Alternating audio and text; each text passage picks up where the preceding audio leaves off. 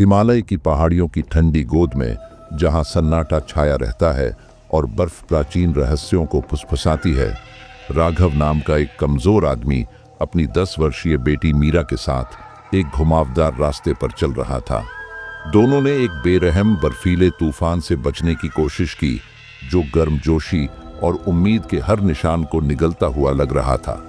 मीरा की मासूम आंखों में आंसू भर आए और उसके छोटे छोटे हाथों ने उसके पिता के कोट को पकड़ लिया। राघव हालांकि दृढ़ इच्छा शक्ति वाला था, लेकिन अपराध बोध से ग्रस्त था। वह आखिरी गांव में आश्रय पाने में विफल रहा था और अब उसे अपनी बेटी की जान का डर था। उसका दिल अपने जमे हुए अंगों के लिए नहीं, बल्कि मासूमियत की कांपती हुई गांठ के लिए तड़प रहा था, जिसने अभी भी उसे सुरक्षित रखने के लिए उस पर भरोसा किया था। तभी उसकी निराशा के बीच एक प्राचीन मठ की धुंधली छाया क्षितिज पर उभरी, जो मुक्ति की एक झलक पेश कर रही थी। जैसे ही वे संरचना के पास पहुंचे, एक भयावह आभा ने उन्हें घेर लिया। मठ हालांकि विशाल और राजसी था, एक अप्राकृतिक शांति के साथ सांस ले रहा था। उसके विशाल दरवाजे ऐसे खुले जैसे कि उनकी उपस्थिति मात्र से ही उन्हें बुलाया गया हो। अंदर हवा भारी लग रही थी, नम लकड़ी और किसी धातु की गंध से भरी हुई। मीरा ने अपने पिता के हाथ को कस लिया। दीवारों पर एक छाया तेजी से गुजरी जो आंखों के लिए तो बहुत तेज थी, लेकिन उनकी रीढ़ की हड्डी में सिहरन पैदा करने के लिए पर्याप्त थी।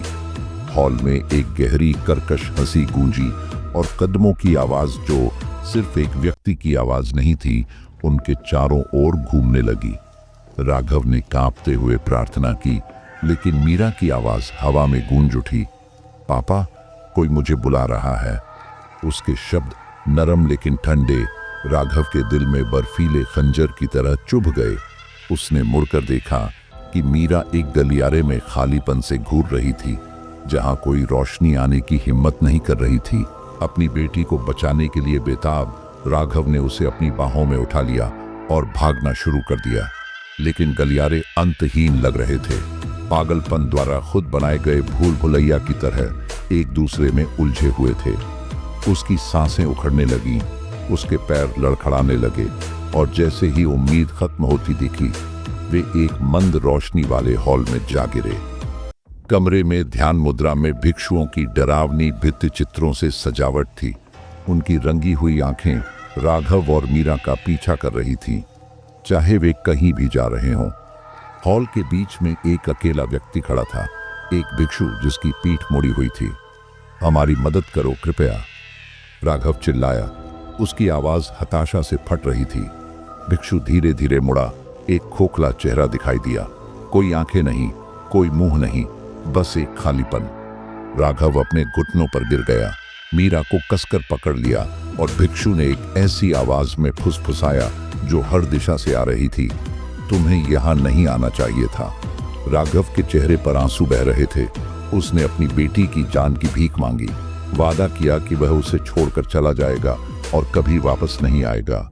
साधु का शून्य जैसा चेहरा भावहीन था, लेकिन उसने एक कंकाल जैसा हाथ उठाया और मीरा की ओर इशारा किया। वह अब हमारी है, आवाज गूंजी। मीरा, जो चुपचाप घूर रही थी, हंसने लगी, एक ऐसी हंसी जो उसकी अपनी नहीं थी। उसकी आंखें काली हो गईं और उसके छोटे हाथों ने राघव के चेहरे को अस्वाभाविक शक्ति से जकड़ लिया। पापा, रोना मत, उसने एक ऐसी आवाज में कहा जो पुरानी और दुष्ट लग रही थी। हम अब कभी अलग नहीं होंगे, राघव चिल्लाया। एक ऐसी आवाज जो खाली हॉल में गूंज उठी। जैसे मीरा की हंसी तेज होती गई, अदृश्य संस्थाओं की भयावह हंसी के साथ घुल मिल गई। अचानक दीवारें हिलने लगी और साधुओं के भित्ति चित्रों से खून बहने लगा। कमरे में ठंडी हवा बह रही थी और खोखला चेहरा वाला साधु अंधेरे में विलीन हो गया और पीछे एक भयावह घोषणा छोड़ गया। बाहर का तूफान तुम्हें यहाँ लाने के लिए नहीं था, ये तुम्हें फंसाने के लिए था। हवा के ठंडे होने के साथ ही राघव की दृष्टि धुंधली हो गई और उसे लगा कि वास्तविकता पर उसकी पकड़ ढीली पड़ रही है। बेहोश होने से ठीक पहले उसने मीरा को एक छायादार आकृति के साथ हाथ में हाथ डाले अंधेरे में गायब होते हुए देखा। जब राघव जागा तो वह मठ के बाहर अकेला था। तूफान बीत चुका था और सूरज की पहली किरणें बर्फ से ढकी चोटियों को चूम रही थी, लेकिन उसका दिल खाली था। उसकी बेटी चली गई थी। अपने कांपते हाथों में उसने एक प्राचीन स्क्रॉल पाया जिसके किनारे जले हुए थे और उस पर ऐसी भाषा में शब्द लिखे थे जिसे वह नहीं पहचानता था। फिर भी एक पंक्ति अलग दिखी जो खून से लाल स्याही से लिखी गई थी। उसे बचाने के लिए अगली पूर्णिमा से पहले वापस आ जाओ, लेकिन सावधान रहो, मठ बिना लिए कुछ नहीं देता। बर्फीली हिमालय की चोटियों के नीचे राघव लक्ष्यहीन रूप से भटक रहा था, उस प्राचीन स्क्रॉल को पकड़े हुए जिसमें उसकी खोई हुई बेटी मीरा के लिए मोक्ष का वादा किया गया था। उसका दिल अपराध बोध, पछतावे और एक टिमटिमाती हुई उम्मीद से भारी था। बर्फ से लदी पगडंडी पर उसके हर कदम से ऐसा लग रहा था कि उसकी हंसी गूंज रही थी, एक भयावह आवाज जो उसकी नहीं थी बल्कि उसकी मासूमियत की क्रूर नकल थी। ठंड ने उसकी त्वचा को कुतर दिया, लेकिन उसके संकल्प की आग अंदर ही अंदर भयंकर रूप से जल रही थी। उसे याद आया कि उसने अनगिनत बार उसका हाथ थामा था। उसे भरोसा था कि वह उसकी रक्षा करेगा। मैं तुम्हें बचाऊंगा मीरा, उसने ठंडी हवा में फुसफुसाते हुए कहा। उसकी आवाज टूट रही थी, उसके गालों पर आंसू जम गए, लेकिन वह आगे बढ़ता रहा। उसका दृढ़ संकल्प प्यार और हताशा से भरा हुआ था। आगे का रास्ता संकरा होता जा रहा था, कंकाल जैसे पेड़ों से घिरा हुआ था जिनकी नंगी शाखाएं पंजों की तरह फैली हुई थीं। जैसे जैसे रात होती गई, जंगल भयानक फुसफुसाहटों से जीवंत होता गया। पेड़ों के बीच छायाएं नाच रही थीं और राघव के पीछे पीछे फीके कदम चल रहे थे, हालांकि वह अकेला था, या ऐसा उसने सोचा था। अचानक जंगल के भीतर से एक खून जमा देने वाली चीख गूंजी जो सन्नाटे को चीरती हुई आई। राघव स्तब्ध रह गया, उसका दिल तेजी से धड़क रहा था। चीख निश्चित रूप से मीरा की थी। वह आवाज की ओर भागा, उसके पैर उसे पहले से कहीं ज्यादा तेजी से ले जा रहे थे। जैसे ही वह एक खुले स्थान पर पहुंचा, उसने एक ऐसी जगह देखी जिसने उसके चेहरे से खून निकाल दिया। भिक्षुओं का एक समूह, उनके चेहरे अंधेरे में लिपटे हुए, बर्फ में निश्चल पड़ी एक छोटी सी आकृति के चारों ओर मंत्रोच्चार करते हुए खड़े थे। ये मीरा थी। उसकी आंखें खुली थीं, लेकिन उसका शरीर अस्वाभाविक रूप से स्थिर था। भिक्षु एक साथ उसकी ओर मुड़े, उनके खोखले चेहरे उसके भीतर भय की लहरें भेज रहे थे। राघव अपने घुटनों पर गिर गया, बेकाबू होकर रोने लगा। वह मीरा की ओर रेंगता हुआ गया, उसका नाम पुकारा, लेकिन उसने कोई जवाब नहीं दिया। भिक्षु अलग हो गए, जिससे वह उसके पास पहुंच सका। जैसे ही उसने उसके बेजान शरीर को सहलाया, परछाई से एक ठंडी कर्कश आवाज आई। वह न तो मरी है और न ही जिंदा है, वह दुनियाओं के बीच फंसी हुई है। यह तुम्हारा काम है। राघव की चीखें तेज होती गईं, हर आंसू उसकी आत्मा में पीड़ा की गहरी लकीरें बना रहा था। उसने भिक्षुओं से मदद की भीख मांगी, लेकिन वे चुप रहे। उनके खोखले चेहरे अपरिवर्तित रहे। फिर उनमें से एक ने आगे बढ़कर मीरा के माथे पर एक कंकाल जैसा हाथ रखा। उसका शरीर कांप उठा और एक क्षण के लिए उसकी आंखों में जीवन की चमक आ गई। उसने राघव को देखा और फुसफुसाया, पापा, उन्हें मुझे ले जाने मत देना। उसके शब्द उसे खंजर की तरह चुभ गए, और इससे पहले कि वह जवाब दे पाता, उसका शरीर फिर से लंगड़ा हो गया। राघव का दुख क्रोध में बदल गया और उसने भिक्षुओं पर चिल्लाते हुए जवाब मांगा।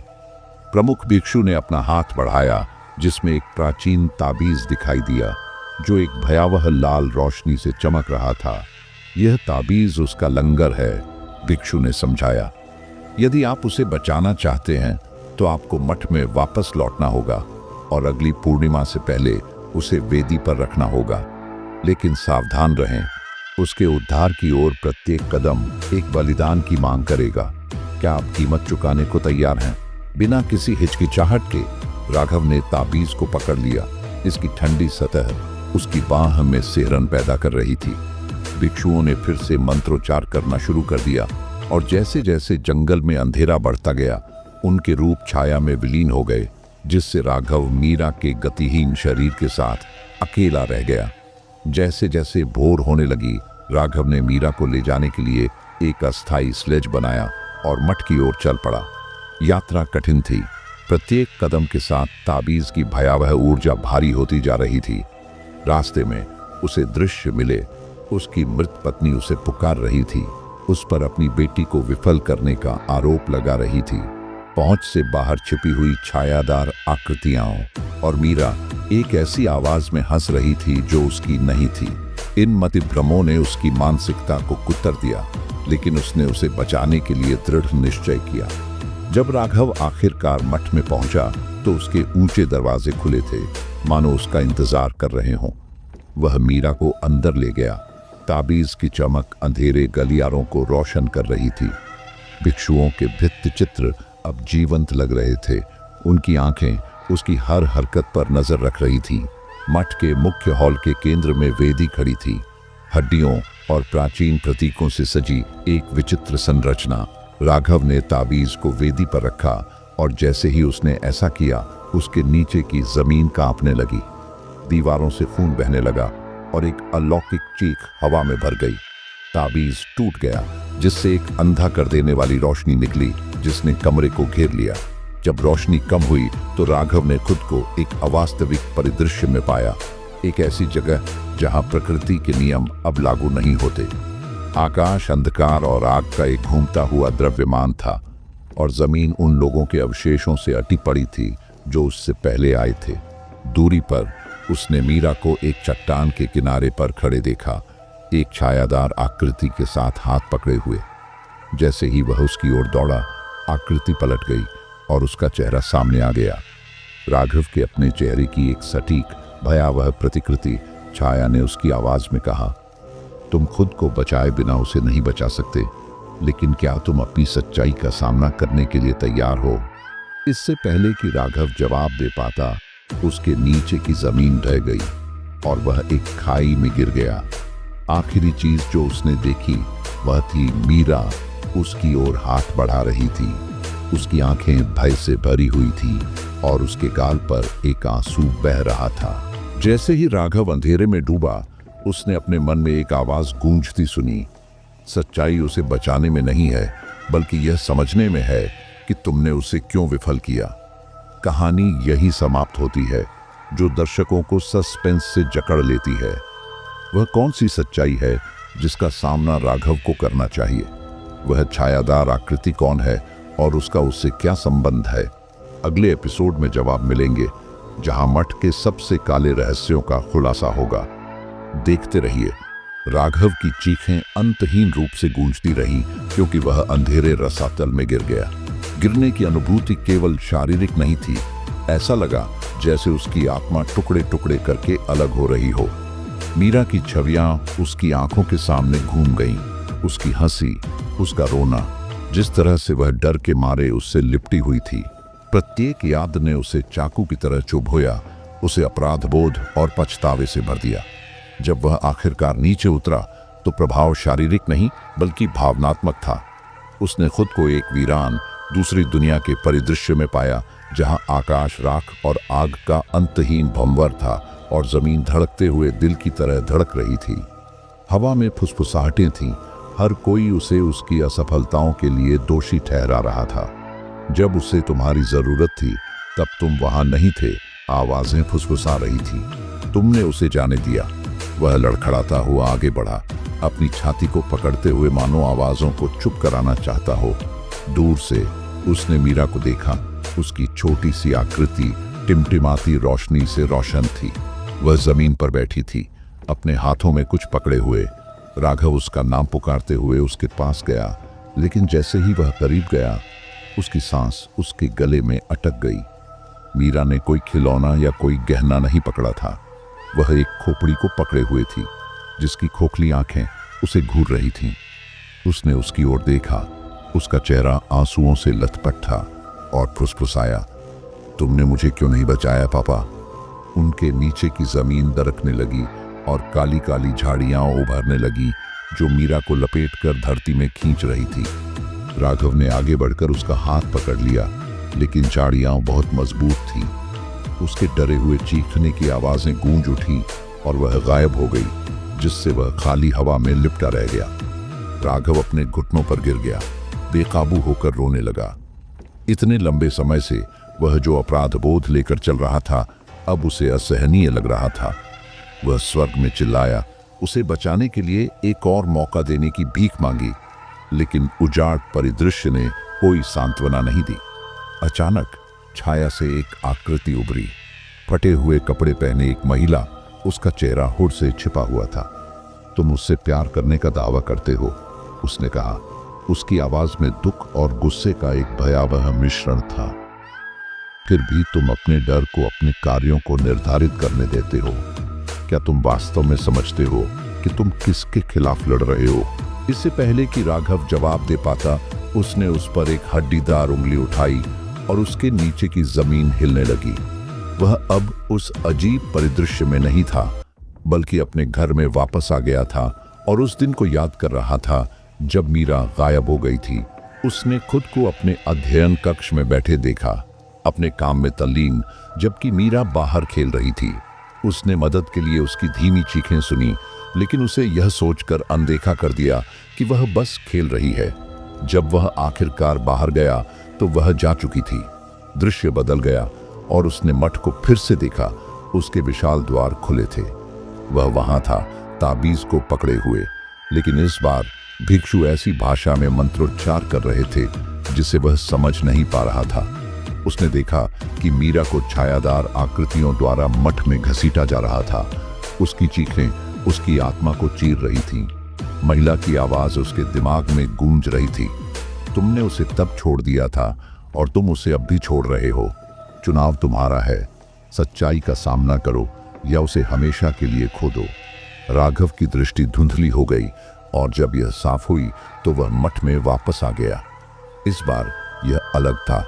दीवारें प्राचीन रूणों से ढकी हुई थीं जो मंद रूप से चमक रही थीं और हवा एक अशुभ ऊर्जा से भरी हुई थी।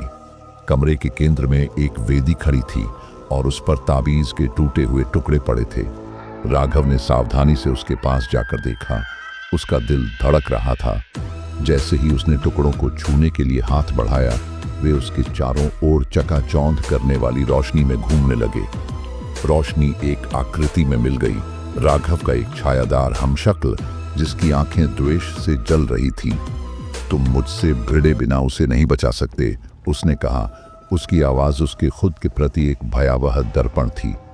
मैं तुम्हारा हर डर, हर असफलता, हर पछतावा हूं। क्या तुम में मेरा सामना करने की ताकत है? राघव के जवाब देने से पहले हमशक्ल ने उस पर हमला किया और वे एक भयंकर लड़ाई में उलझ गए। राघव द्वारा लगाया गया हर वार छाया को कमजोर करता हुआ प्रतीत हुआ, लेकिन इससे वह थक भी गया। यह लड़ाई सिर्फ शारीरिक नहीं थी, बल्कि भावनात्मक भी थी, क्योंकि छाया उसे उसकी असफलताओं की यादों से चिढ़ाती थी। तुम कभी अच्छे पिता नहीं रहे, उसने फुसफुसाया। तुम अपने परिवार से ज्यादा अपने काम के बारे में सोचते थे। तुम उसे बचाने के लायक नहीं हो। दर्द के बावजूद मीरा के प्रति अपने प्यार से प्रेरित होकर राघव लड़ता रहा। अंत में विद्रोह की गर्जना के साथ उसने अपनी पूरी ताकत से छाया पर प्रहार किया और वह काले धुएं के बादल में विलीन हो गई।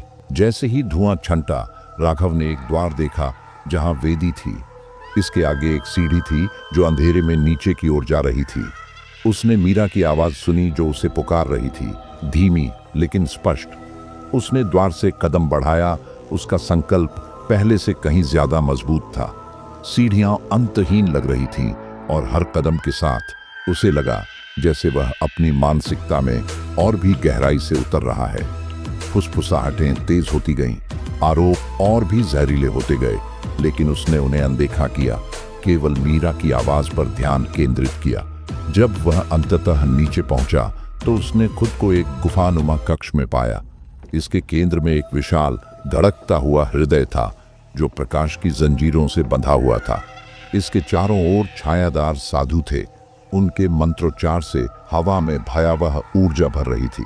मीरा वहां थी, हृदय के ऊपर लटकी हुई। उसका शरीर प्रकाश के कोकून में घिरा हुआ था। राघव उसकी ओर दौड़ा, लेकिन एक अदृश्य अवरोध ने उसे रोक दिया। प्रमुख साधु उसकी ओर मुड़ा। उसकी खोखली आंखें चमक रही थी। उसे बचाने के लिए उसने कहा, तुम्हें हृदय को नष्ट करना होगा, लेकिन सावधान रहना, हृदय तुम्हारे अपने हृदय से जुड़ा हुआ है।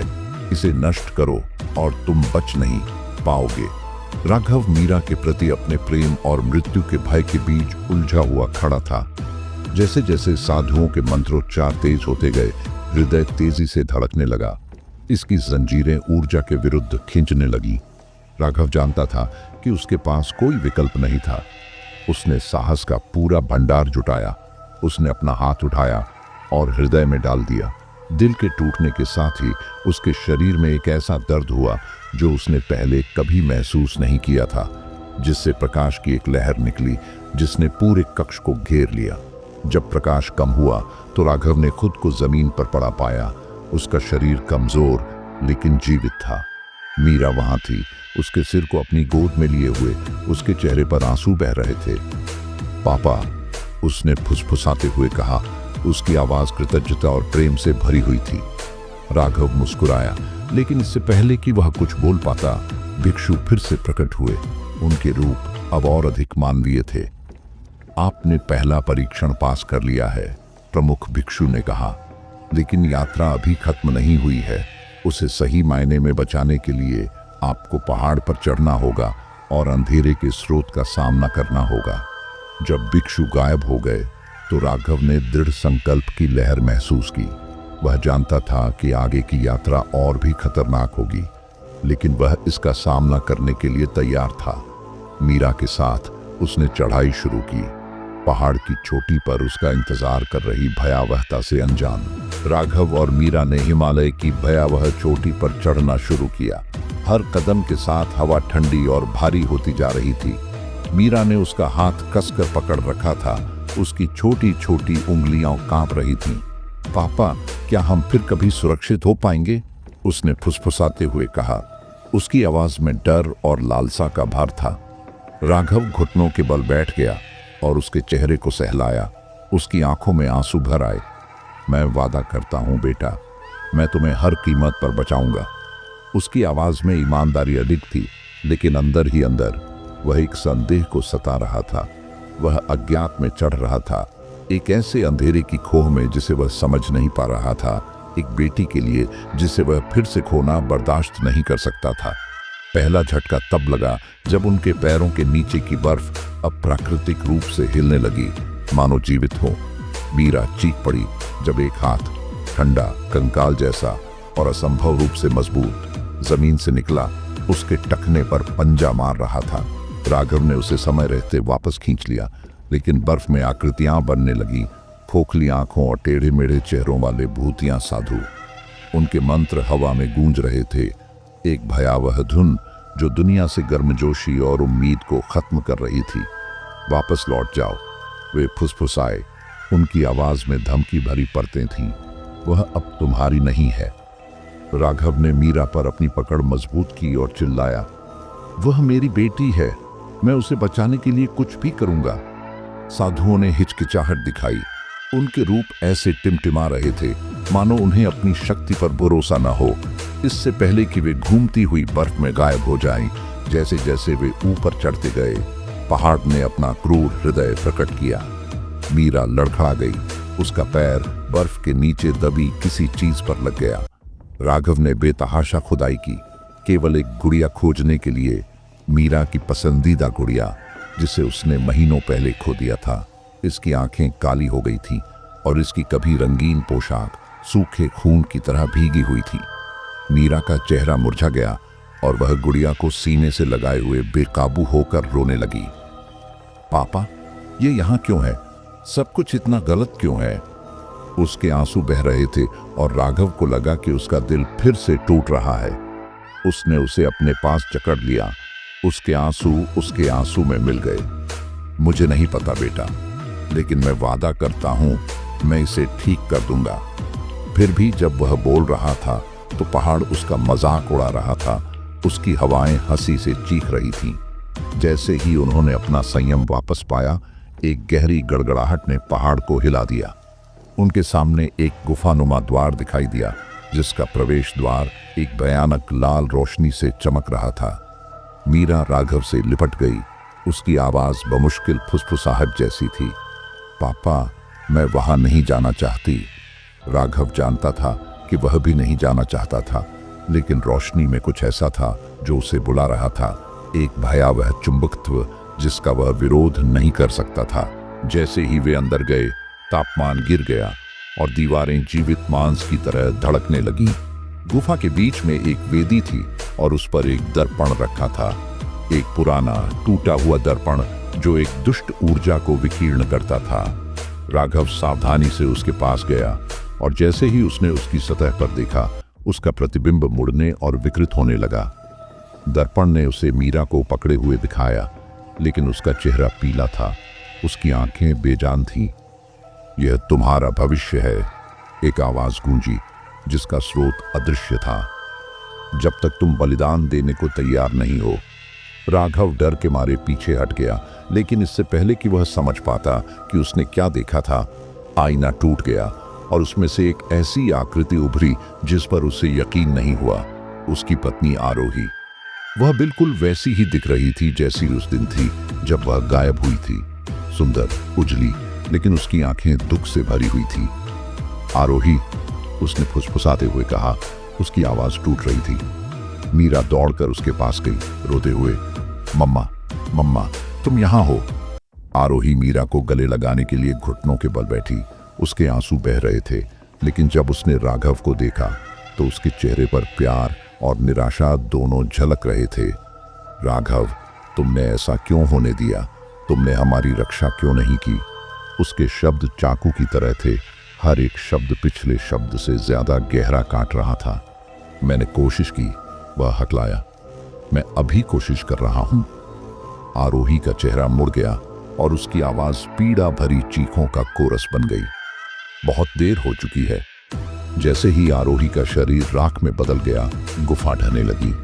राघव ने मीरा को पकड़ लिया और भाग गया। दीवारें उनके चारों ओर बंद हो गईं। जैसे ही वे गुफा से बाहर निकले, उनके पीछे एक विशाल पत्थर का दरवाजा बंद हो गया, जिससे अंदर की भयावहता बंद हो गई। सांस लेने के लिए हांफते हुए वे पहाड़ की चोटी को देखने के लिए मुड़े, जो अब बस पहुंच के भीतर थी। लेकिन उनकी राहत ज्यादा देर तक नहीं रही, क्योंकि ऊपर से एक गगनभेदी दहाड़ गूंजी। आसमान काला हो गया और चोटी से एक विशालकाय छायादार जानवर निकला, जिसका रूप लगातार बदल रहा था और छटपटा रहा था। उसका कोई चेहरा नहीं था, केवल एक अंतहीन शून्य था जहां उसकी आंखें होनी चाहिए थीं।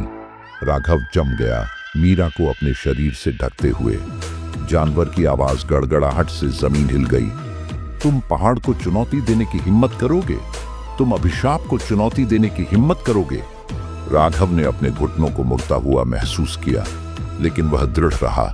चिल्लाया, मैं जो भी करना होगा उसका सामना करूंगा। मैं तुम्हें अपनी बेटी नहीं ले जाने दूंगा। जानवर की हंसी निराशा का कोलाहल थी। तो तुम चढ़ोगे, लेकिन चोटी पर तुम्हें मुक्ति नहीं बल्कि अपना विनाश मिलेगा। छायादार आकृति गायब हो गई, जिससे राघव और मीरा एक बार फिर अकेले रह गए। उन्होंने अपनी चढ़ाई फिर से शुरू की। पहाड़ हर कदम के साथ और भी अधिक खड़ी और खतरनाक होती जा रही थी। अब रास्ते पर विचित्र मूर्तियां खड़ी थीं। उनके चेहरे आतंक और पीड़ा के भावों में जमे हुए थे। मीरा ने राघव की बांह पकड़ी, उसकी आवाज कांप रही थी। पापा, वे असली लोगों की तरह दिखते हैं। राघव खुद को जवाब देने के लिए नहीं ला सका, लेकिन वह जानता था कि वह सही थी। मूर्तियां बहुत विस्तृत, बहुत सजीव थीं, पत्थर की तरह नहीं। जैसे ही वे शिखर के पास पहुंचे, एक चकाचौंध करने वाली रोशनी दिखाई दी, जिससे उन्हें अपनी आंखें ढकने के लिए मजबूर होना पड़ा। जब रोशनी फीकी पड़ गई तो उन्होंने शिखर पर एक आकृति देखी, एक साधु, सुनहरे वस्त्र पहने हुए। उसका चेहरा शांत था, लेकिन उसकी आंखें एक अलौकिक आग से जल रही थीं। स्वागत है, उसने कहा। उसकी आवाज अस्वाभाविक रूप से गूंज रही थी। आप अपनी यात्रा के अंत तक पहुंच गए हैं। राघव मीरा को सुरक्षापूर्वक पकड़ते हुए आगे बढ़ा। आप कौन हैं? आप हमसे क्या चाहते हैं? साधु मुस्कुराया, लेकिन उसमें कोई गर्मजोशी नहीं थी। मैं इस पर्वत का रक्षक हूं। अपनी बेटी को मुक्त करने के लिए तुम्हें कोई एक विकल्प चुनना होगा। इससे पहले कि राघव पूछ पाता कि क्या विकल्प है, साधु ने अपना हाथ उठाया और घूमती हुई धुंध में दो आकृतियां दिखाई दी, आरोही और मीरा। लेकिन उनमें कुछ गड़बड़ थी। उनकी आंखों में एक खोखलापन था। केवल एक ही इस पर्वत को छोड़ सकता है, साधु ने कहा। तुम्हारी पत्नी या तुम्हारी बेटी? बुद्धिमानी से चुने, क्योंकि जिसे तुम नहीं चुनोगे वह हमेशा के लिए पर्वत में खो जाएगा। राघव की दुनिया बिखर गई, क्योंकि निर्णय के भार ने उसे कुचल दिया। मीरा उससे चिपक गई, उसकी आंखें डर से चौड़ी हो गईं, जबकि आरोही उसे प्यार और दुख के मिश्रण से देख रही थी। पापा, मीरा फुसफुसाई, उसकी आवाज कांप रही थी। कृपया मुझे मत छोड़ो। राघव का दिल दुखा जब उसे एहसास हुआ कि चाहे वह कोई भी विकल्प चुने, वह हमेशा के लिए खुद का एक टुकड़ा खो देगा। साधु की आवाज फिर से गूंज उठी, जल्दी से चुन लो, क्योंकि पहाड़ का धैर्य हमेशा के लिए नहीं है। राघव ने मीरा से आरोही की ओर देखा। उसके चेहरे पर आंसू बह रहे थे और उसने अपना फैसला सुनाया। लेकिन इससे पहले कि वह कुछ बोल पाता, उनके नीचे की जमीन दरकने लगी और पहाड़ से ही एक डरावनी आवाज गूंजी। कोई नहीं जाता, अभिशाप तुम सभी को बांधता है। राघव टूटती हुई चोटी के किनारे पर खड़ा था। उसकी बाहें कांप रही थीं और उसने मीरा को कसकर पकड़ रखा था। उसका दिल धड़क रहा था, अपनी बेटी के लिए, अपने प्यार और आरोही की यादों के बीच उलझा हुआ, जो उसके सामने खड़ी थी और उसके चेहरे पर आंसू बह रहे थे। ठंडी हवाएं उनके चारों ओर गरज रही थीं, मानो पहाड़ ही उसके दर्द का मजाक उड़ा रहा हो। पापा, मीरा की आवाज उसकी पीड़ा को चीरती हुई आई, नरम और डरी हुई। कृपया मुझे मत छोड़ो। अब राघव के आंसू खुलकर गिर रहे थे। उसका दिल असंभव विकल्प के भार से टूट रहा था। जैसे ही साधु की आवाज तेज हुई, उसने अपना निर्णय मांगा। पहाड़ हिंसक रूप से हिलने लगा। रास्ते में खड़ी मूर्तियां टूट गईं और कराह उठी। उनकी बेजान आकृतियां खोखली चीखों के साथ जीवित हो उठी। मीरा ने अपना चेहरा राघव के सीने में छिपा लिया, जबकि आरोही आगे बढ़ी। उसका हाथ उसकी ओर बढ़ा। राघव, उसने फुसफुसाते हुए कहा। उसकी आवाज लालसा से भरी हुई थी। हम फिर से एक परिवार हो सकते हैं। आपको बस मुझे चुनना होगा। उसके शब्द खंजर की तरह थे, जो उसके संकल्प को तोड़ रहे थे। उसने मीरा की ओर देखा। उसकी मासूम आंखें उससे रुकने की भीख मांग रही थी। हवा दम घोंट रही थी। पहाड़ के अभिशाप का भार उसकी आत्मा पर दबाव डाल रहा था। अचानक आरोही के नीचे की जमीन ढह गई और उसका रूप टिमटिमाने लगा। उसका चेहरा पीड़ा से मुड़ गया, क्योंकि पहाड़ की परछाइयां उसके चारों ओर लिपटी हुई थीं, उसे वापस रसातल की ओर खींच रही थीं। राघव चिल्लाया, उसे पकड़ने की कोशिश की, लेकिन बहुत देर हो चुकी थी। आरोही की आवाज आखिरी बार गूंजी, निराशा और प्यार से भरी हुई। उसे बचाओ राघव, हमारी बेटी को बचाओ। और फिर वह चली गई, अंधेरे में समा गई। साधु चुपचाप खड़ा रहा। उसकी अभिव्यक्ति अस्पष्ट थी, जैसे कि उसे पहले से ही पता था कि क्या होने वाला है। राघव अपने घुटनों पर गिर गया, मीरा को पकड़ लिया और सिसकियां उसके शरीर को झकझोर रही थीं। हवा में अजीब तरह से शांति छा गई और साधु आगे बढ़ा। उसकी ज्वलंत आंखें एक दुखद चमक में बदल गईं। पहाड़ ने अपना हक मांग लिया है, उसने धीरे से कहा। उसकी आवाज में पछतावा और अंतिमता दोनों थी। तुमने चुना है, भले ही तुमने इसे जोर से न कहा हो। राघव का दुख क्रोध में बदल गया और उसने साधु को घूर कर देखा। क्यों? ऐसा क्यों हुआ? यह अभिशाप क्या है? साधु ने आह भरी और पहली बार उसकी निगाहों में मानवता की झलक दिखी। यह पर्वत कभी शांति और ज्ञान का स्थान था, लेकिन लालच, विश्वासघात और खून खराबे ने इसे कलंकित कर दिया। खोए हुए लोगों की आत्माओं को इसके शाश्वत अभिशाप में बांध दिया। केवल एक सच्चा बलिदान ही इसकी पकड़ को तोड़ सकता है। जैसे ही साधु के शब्द समझ में आए, पर्वत फिर से हिलने लगा, इस बार और भी हिंसक रूप से। आकाश काला हो गया और पहले वाला छायादार जानवर फिर से प्रकट हुआ। उसका रूप और भी अधिक भयावह और भयावह था। उसकी आवाज शिखर पर गरजने लगी। तुम्हें लगा कि तुम बच सकते हो? कोई भी इस पर्वत से जीवित नहीं निकलता। राघव ने मीरा को कसकर पकड़ लिया। उसका दिमाग तेजी से चल रहा था। उसके पास कोई हथियार नहीं था, कोई योजना नहीं थी, केवल अपनी बेटी की रक्षा करने की हताश इच्छा थी। लेकिन फिर उसने अपने सीने में एक गर्माहट महसूस की। मीरा को पहले मिली गुड़िया से निकलने वाली एक हल्की चमक। गुड़िया की आंखें, जो कभी काली हो गई थी, अब एक सुनहरी रोशनी से चमक रही थी। जानवर पीछे हट गया। उसका राक्षसी रूप दर्द से तड़प रहा था क्योंकि रोशनी तेज हो गई थी। साधु की आंखें आश्चर्य से चौड़ी हो गईं। गुड़िया, इसमें पहाड़ की आखिरी शुद्ध आत्मा का सार है। आपको इस अभिशाप को खत्म करने के लिए इसका इस्तेमाल करना चाहिए। राघव ने संकोच नहीं किया। उसने गुड़िया को ऊपर उठाया और प्रकाश बाहर की ओर फूट पड़ा और चोटी को अपने में समाहित कर लिया। जानवर ने एक कान फाड़ने वाली दहाड़ लगाई। जैसे ही उसका रूप बिखर गया और पहाड़ की परछाइयां फीकी पड़ने लगी, मूर्तियां धूल में मिल गईं। उनकी फंसी हुई आत्माएं आखिरकार मुक्त हो गईं। राघव गिर पड़ा, मीरा को पकड़ लिया और रोशनी ने उन दोनों को निगल लिया। जब उसने अपनी आंखें खोली तो वे पहाड़ की तलहटी में थे। सुबह का सूरज उनके चेहरों को गर्म कर रहा था। मीरा उसकी बाहों में हिली। उसका छोटा हाथ अब बेजान गुड़िया को पकड़ रहा था। पापा, क्या अब हम सुरक्षित हैं? उसने पूछा। उसकी आवाज मुश्किल से फुसफुसाहट जैसी थी। राघव ने सिर हिलाया। उसके चेहरे पर आंसू बह रहे थे और उसने उसे कसकर गले लगा लिया। लेकिन जैसे ही वे दूर जाने लगे, राघव इस भावना से मुक्त नहीं हो सका कि कोई उन्हें देख रहा है। वह वापस पहाड़ की ओर मुड़ा और एक पल के लिए उसने धुंध में आरोही का चेहरा देखा। उसकी आंखें शांति और उदास मुस्कान से भरी थी। कहानी अपने अंत तक पहुंच गई थी, लेकिन जैसे ही राघव और मीरा दूर चले गए, पहाड़ के नीचे की जमीन थोड़ी हिली। एक छिपी हुई दरार में, उसके दिल की गहराई में, जानवर की छाया के अवशेष हिल गए। बेहोश लेकिन जीवित। घाटी में एक ठंडी फुसफुसाहट गूंजी। यह अंत नहीं है। हिमालय की ठंडी हवाएं रहस्य की फुसफुसाहट कर रही थीं, जो राघव की आत्मा को छेदती हुई लग रही थी, क्योंकि उसने मीरा को अपनी बाहों में कस लिया था। शिखर अब भयावह रूप से शांत था।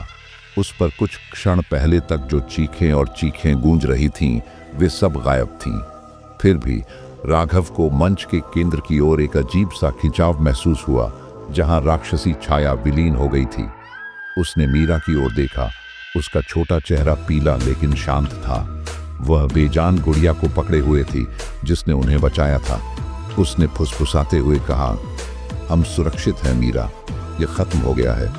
लेकिन उसके दिल में वह जानता था कि पहाड़ अभी भी उनके साथ खत्म नहीं हुआ है। साधु, उसकी चमकती आंखें अब धुंधली और थकी हुई थीं, धीरे धीरे उनके पास पहुंचा।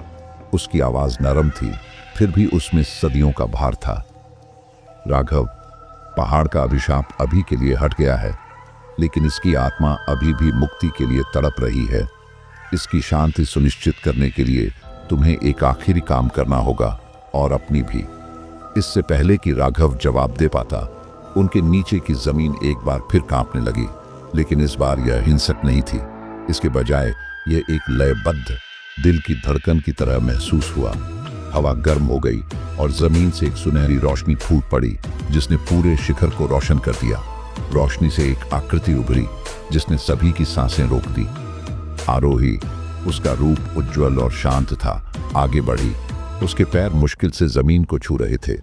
वह अब एक प्रताड़ित आत्मा की तरह नहीं, बल्कि स्वर्ग से उतरी एक परी की तरह लग रही थी। राघव, उसने कहा। उसकी आवाज प्यार और दुख की धुन थी।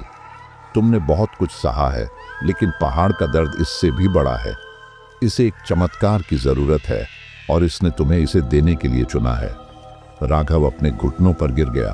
उसके चेहरे पर आंसू बह रहे थे। आरोही, मैंने तुम्हें एक बार खो दिया है, मुझे फिर से खोने के लिए मत कहो। आरोही उसके बगल में घुटनों के बल बैठ गई। उसके हाथ उसके गाल को छूते हुए गर्म और आरामदायक थे। तुम मुझे नहीं खो रहे हो राघव। ये खोने के बारे में नहीं है, ये ठीक होने के बारे में है। पहाड़ का श्राप विश्वासघात और लालच से पैदा हुआ था, लेकिन निस्वार्थ प्रेम और बलिदान के जरिए इसे मिटाया जा सकता है। तुम और मीरा ही इसकी कुंजी हो।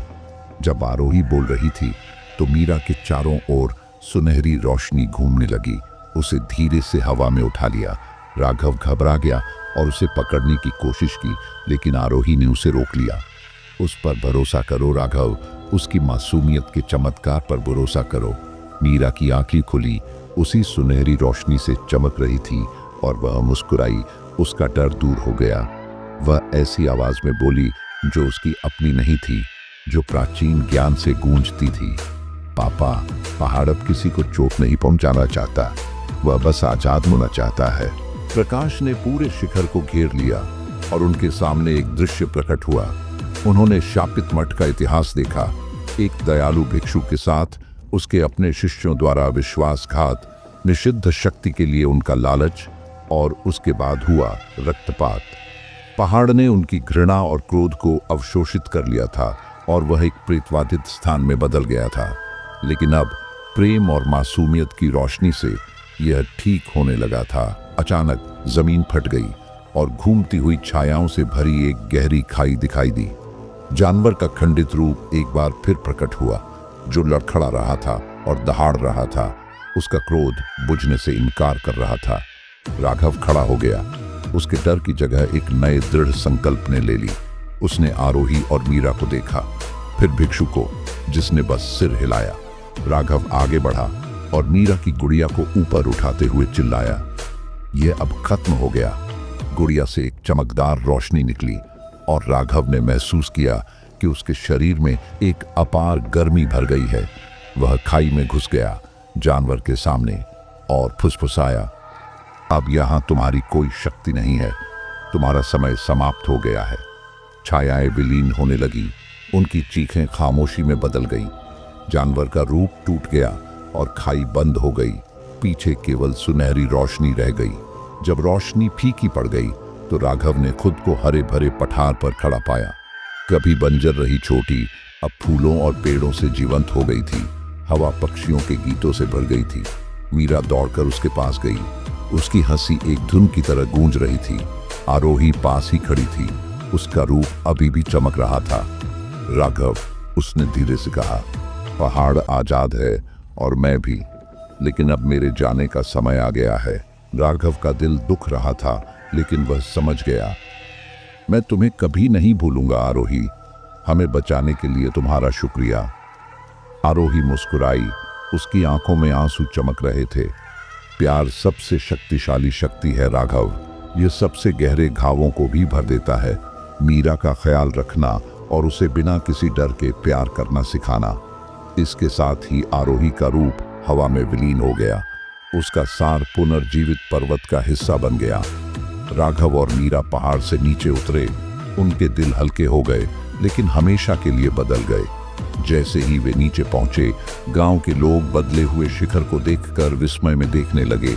इसकी एक बार की अंधेरी छवि अब जीवन से चमक रही थी।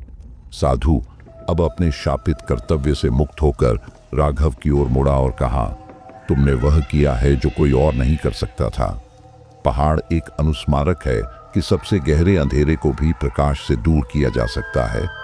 कहानी का नैतिक स्पष्ट है, प्रेम, त्याग और मासूमियत में सबसे शापित और टूटी हुई आत्माओं को भी ठीक करने की शक्ति है। अंधेरे का सामना करते हुए निस्वार्थता और करुणा को चुनने की हमारी क्षमता ही सच्ची मुक्ति की ओर ले जाती है।